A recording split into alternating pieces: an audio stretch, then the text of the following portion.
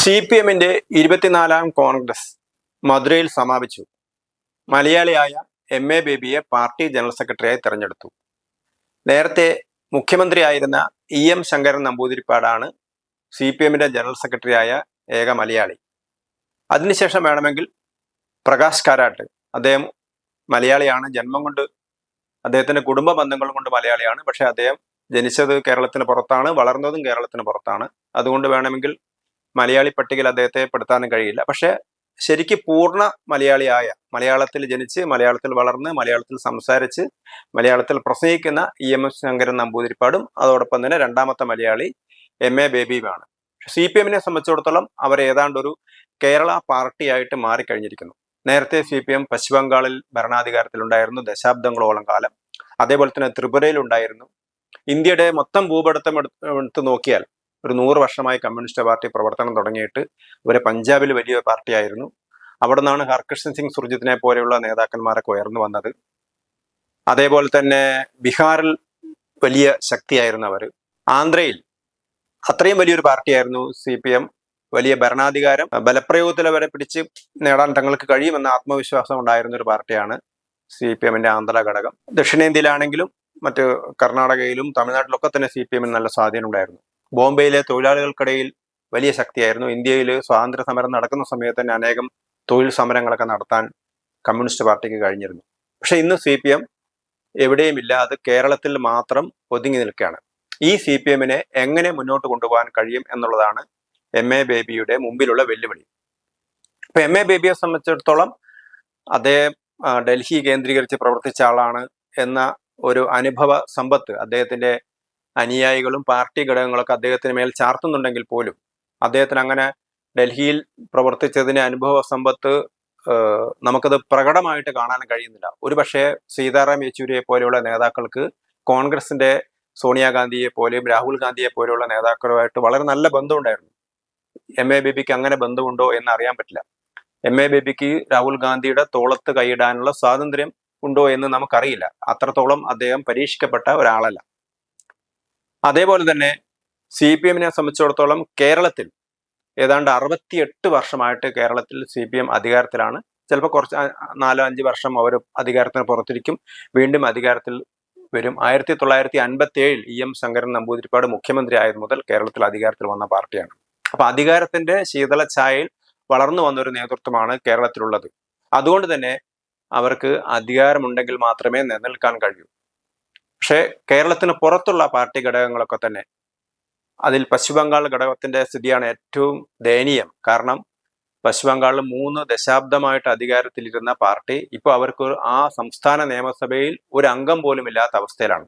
അവിടുത്തെ പാർട്ടിയുടെ ആളുകൾക്കൊക്കെ പൂർണ്ണമായിട്ടും അവരുടെ പ്രതിനിധികളൊക്കെ, മാധ്യമ പ്രവർത്തകർ അവിടുത്തെ പ്രതികളായിട്ട് സംസാരിക്കുന്ന സമയത്ത് മനസ്സിലാവും അവരൊക്കെ തന്നെ വളരെ നിരാശയിലാണുള്ളത്. കാരണം ഇനിയൊരു തിരിച്ചു വരാൻ കഴിയുന്ന അവർക്ക് പ്രതീക്ഷയില്ല.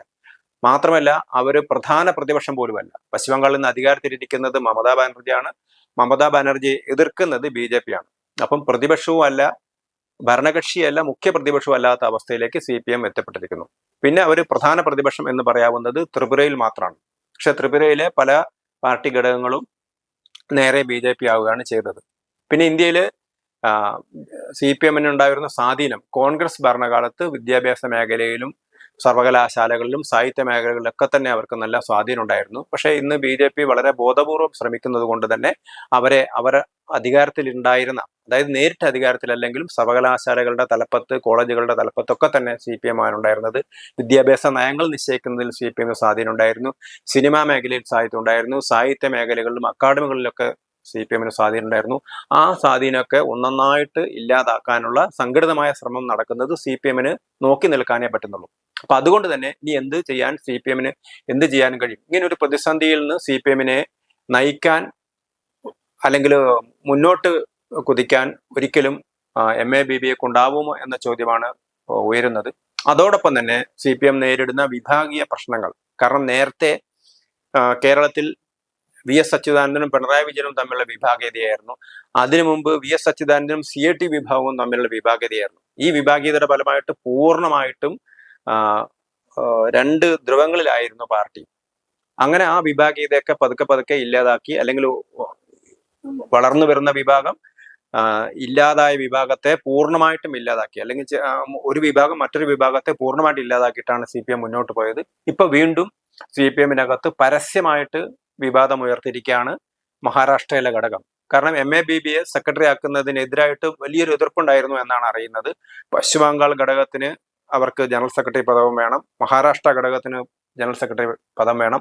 ഇപ്പൊ മഹാരാഷ്ട്രയിലെ പ്രമുഖ തൊഴിലാളി നേതാവ് അദ്ദേഹം പരസ്യമായിട്ട് CPM-ന്റെ ഔദ്യോഗിക പാനലിനെതിരെ, സാധാരണഗതിയിൽ CPM കേന്ദ്ര കമ്മിറ്റി അടുത്ത കേന്ദ്ര കമ്മിറ്റിയുടെ ഒരു പാനൽ അവതരിപ്പിക്കുകയാണ് ചെയ്യുന്നത്. ആ പാനലിനെതിരെ പരസ്യമായിട്ട് സ്ഥാനാർത്ഥികൾ നിൽക്കുകയാണ്. അവർ 31 വോട്ട് വരെ നേടി എന്നാണ് പറയുന്നത്. അപ്പോൾ CPM-ന്റെ കേന്ദ്ര നേതൃത്വത്തിന് ഒന്നും ചെയ്യാൻ പറ്റാത്ത അവസ്ഥയാണ്. നേരത്തെ P പരമേശ്വരനെ പോലുള്ള ആളുകൾ CPM-നെ വ്യാഖ്യാനിച്ചിരുന്നത് CPM-ന് 3 CPM ഉണ്ടെന്നാണ്. അതായത് ഒരു ഡൽഹി പാർട്ടി ഉണ്ട്, പോളിറ്റ് ബ്യൂറോ ഒക്കെ അടങ്ങുന്ന ഒരു ഡൽഹി പാർട്ടി, കേന്ദ്ര കമ്മിറ്റി അടങ്ങുന്ന ഒരു ഡൽഹി പാർട്ടി, പിന്നെ പശ്ചിമ ബംഗാൾ പാർട്ടി, മൂന്നാമതൊരു കേരള പാർട്ടി. പക്ഷെ ഇന്ന് അതെല്ലാം പോയിട്ട് ഒന്നൊരു കേരള പാർട്ടി മാത്രമേ ഉള്ളൂ. കാരണം അതുകൊണ്ടാണ് കേരളത്തിലെ മുഖ്യമന്ത്രി പിണറായി വിജയന് 2 തവണയായിട്ട് അവർ പ്രായപരിധിയിൽ ഇളവ് നൽകുന്നത്. കാരണം CPM-നെ നയിക്കുന്നത് ആരാണ്? CPM-നെ നയിക്കുന്നത് കേരള ഘടകമാണ്. ആ കേരള നയിക്കുന്നത് കേരള ഘടകത്തിന് അധികാരമുള്ളത് കൊണ്ടാണ്. അപ്പൊ അടുത്ത നിയമസഭാ തെരഞ്ഞെടുപ്പിൽ കേരളത്തിൽ അധികാരം നഷ്ടപ്പെടുന്നതോടുകൂടി CPM-ന്റെ പ്രാമാണിത്വം ഇല്ലാതാവാൻ പോവുകയാണ്. ഒരുപക്ഷെ CPM-ന് നിലനിൽക്കാൻ പറ്റുമായിരുന്നു ഇന്ത്യൻ സാഹചര്യങ്ങളെ ഇന്ത്യൻ സാഹചര്യങ്ങൾക്ക് അനുസരിച്ച് അവർ നിൽക്കുകയാണെങ്കിൽ CPM-ന് നിലനിൽക്കാൻ പറ്റുമായിരുന്നു, അല്ലെങ്കിൽ CPI-ക്ക് നിലനിൽക്കാൻ പറ്റുമായിരുന്നു. പക്ഷേ CPM-ന്റെ രൂപീകരണം തന്നെ ഇന്ത്യയിൽ ഞങ്ങൾക്ക് മതസ്വാതന്ത്ര്യമില്ല എന്ന് പറഞ്ഞു പോയ മുസ്ലിങ്ങളെ, അതായത് പേർഷ്യയിലേക്ക് പോയ മുസ്ലിങ്ങളെ വഴിയിൽ താഷ്കണ്ടിൽ വെച്ച് സംഘടിപ്പിച്ചാണ് ഇന്ത്യൻ കമ്മ്യൂണിസ്റ്റ് പാർട്ടി തന്നെ ഉണ്ടാക്കുന്നത്. അപ്പൊ അവരൊരിക്കലും ഇന്ത്യൻ സ്വത്തുമായിട്ട് യോജിച്ചു പോയിട്ടല്ല ഇന്ത്യൻ കമ്മ്യൂണിസ്റ്റ് പാർട്ടി ഉണ്ടായിരുന്നത്. അവര് അന്താരാഷ്ട്ര കമ്മ്യൂണിസ്റ്റ് പാർട്ടിയുടെ ഘടകമായിട്ടാണ് അവര് പ്രവർത്തിക്കുന്നത്. ഇപ്പൊ തന്നെ നമുക്കറിയാം, മറ്റെല്ലാ രാഷ്ട്രീയ പാർട്ടികളെയും സമ്മേളനം കഴിയുന്ന സമയത്ത്, അല്ലെങ്കിൽ നമ്മുടെ രാജ്യത്തെ ഏതൊരു സംഘടനയുടെയും വലിയ സമ്മേളനങ്ങളോ സർക്കാർ പരിപാടികളോ ഒക്കെ നടത്തുന്ന സമയത്ത് അവസാനം പാടുന്നത് ജനഗണമനയാണ്. പക്ഷെ CPM-ന്റെ സമ്മേളനത്തിൽ പാടുന്നത് സാർവദേശീയ ഗാനമാണ്. അപ്പൊ അവർക്ക് ഇന്ത്യൻ ദേശീയതയല്ല അവർക്ക് വലുത് എന്നുള്ളതാണ് അതിൻ്റെ അർത്ഥം. അതേസമയത്ത് ലോകത്തെ എല്ലാ കമ്മ്യൂണിസ്റ്റ് പാർട്ടികളും, അത് സോവിയറ്റ് യൂണിയനിലായാലും ഹംഗറിയിലായാലും ചെക്കോസ്ലോവാക്യയിലും ജർമ്മനിയിലായാലും എല്ലാ സ്ഥലത്തും അവരവരുടെ ദേശീയതയ്ക്ക് വേണ്ടി നിലനിൽക്കുന്നു. ചൈനയുടെ ദേശീയതയ്ക്ക് വേണ്ടി നിലനിൽക്കുന്നു. പക്ഷെ ഇന്ത്യൻ കമ്മ്യൂണിസ്റ്റ് പാർട്ടി എപ്പോഴും വിദേശത്തേക്ക് നോക്കി നിൽക്കുകയാണ് ചെയ്തത്. 1964-ൽ ഇന്ത്യൻ കമ്മ്യൂണിസ്റ്റ് പാർട്ടി 2ആയി പിളർന്നത് തന്നെ ചൈനയോടുള്ള ആഭിമുഖ്യത്തിന്റെയും റഷ്യയോടുള്ള ആഭിമുഖ്യത്തിന്റെയും പേരിലാണ്. അപ്പൊ ഇന്ന് അവര് പൂർണ്ണമായിട്ടും ഇന്ത്യയുടെ ദേശീയതയെ ഉൾക്കൊള്ളാൻ തയ്യാറാവുന്നില്ല. ഇപ്പൊ അവരെടുക്കുന്ന നിലപാടുകളൊക്കെ തന്നെ വളരെ പ്രതിലോമകരമായ നിലപാടുകളാണ്. ഒരു ഭാഗത്ത് അവർ പുരോഗമനവാദികൾ എന്ന് പറയുമെങ്കിലും അവരെന്താണ്, പലസ്തീന് വേണ്ടി അവർ പരസ്യമായി നിൽക്കുന്നു, പലസ്തീനിലെ ഹമാസിനെ അനുകൂലിക്കുന്നു. ഹമാസിനെ പലസ്തീൻകാർ പോലും തള്ളി പറയുന്ന സമയത്ത് ഇന്ത്യയിൽ ഹമാസിനെ അനുകൂലിക്കുകയാണ് CPM ചെയ്യുന്നത്. ആ പലസ്തീൻ അനുകൂലമായിട്ട് അവർ വേഷവിധാനങ്ങൾ തന്നെ മാറ്റുന്നു. അപ്പൊ ഒരു ഭാഗത്ത് അവർ ഞങ്ങൾ മതത്തിനെതിരാണ്, വർഗീയതക്കെതിരാണെന്നൊക്കെ പറയുന്ന സമയത്ത് പൂർണ്ണമായിട്ടും മുസ്ലിം വർഗീയതയെ അനുകൂലിക്കാനാണ് CPM ശ്രമിക്കുന്നത്. ഇപ്പം വഖഫ് ബില്ലിലെ 40-ാം വകുപ്പ് പൂർണ്ണമായിട്ടും അത് തെറ്റാണെന്ന് ഇന്ത്യയിലെ ഏതൊരാൾക്കും അറിയാം. കാരണം ഒരു വഖഫ് ബോർഡിന് വിചാരിച്ചാൽ ഒരു ഭൂമി ഞങ്ങളുടേതാണെന്ന് അവകാശപ്പെടാൻ പറ്റും. അതിനെ ചോദ്യം ചെയ്യാൻ നിങ്ങൾ എവിടെ സമീപിക്കണം? നിങ്ങൾ വഖഫ് ട്രൈബ്യൂണലിൽ സമീപിക്കണം.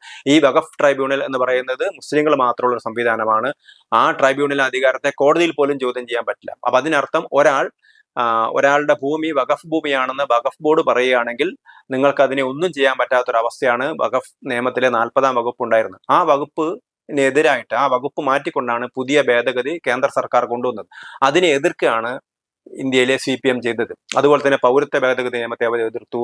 ജമ്മു കാശ്മീരിലെ